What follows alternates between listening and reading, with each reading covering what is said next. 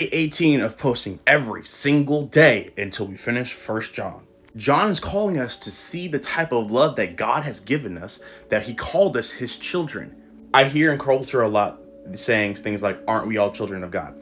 And that's right to an extent. We are all children of God in the sense that we are all image bearers of God and created by God, but we are all not all children of God in the way that John is emphasizing in this way. Romans 8 says that we have been adopted into God's family. The definition of adoption implies that you were once not God's child. Therefore, being a child of God, in the way that John is talking about in this way, being a true child of God is not a default, it's a privilege. And so John is calling us to see the type of love that God has given us, the fact that we as people who are sinners, who are enemies of God, have been called children of God, have been called his, righteous, holy. And he's saying, listen, see what type of love that is. I honestly think in this day and age, we might underestimate the type of love that God has for us.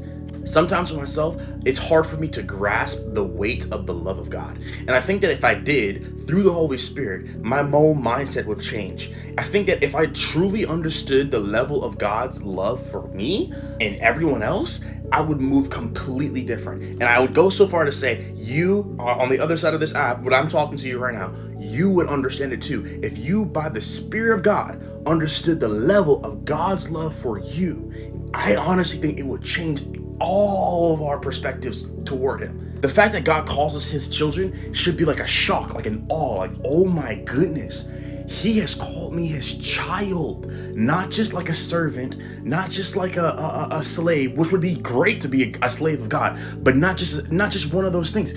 He has called me a child. I have his last name, his DNA is in me through the Holy Spirit.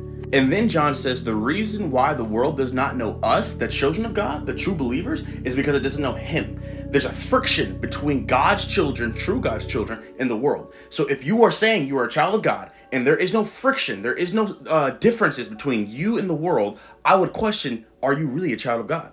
In other words, if you and the person I'm talking to on the other side of this camera have the same values as the world, the same mindsets, the same direction that you're going in, I would question your identity. I would think about it. Am I living in the identity of Christ, or am I living in the identity of the enemies of Christ? Remember, we talked about this before. There is no neutral ground. There's always going to be one side or the other. You're either with Christ or you're not.